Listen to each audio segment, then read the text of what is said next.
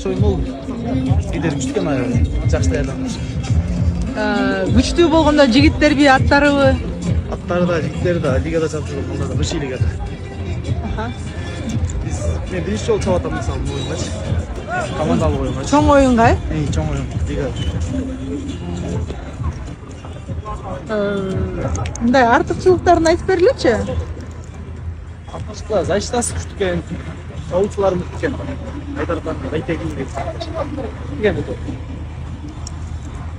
Жакшы оюн болду. Өзгөчө Талас командасынын оюнчуларынын арасынан кимдин оюну өзгөчө жакты сизге?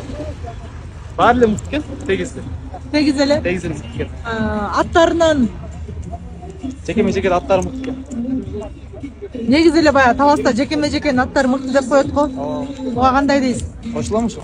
Кошуласызбы? Формаңыз жакты бирок.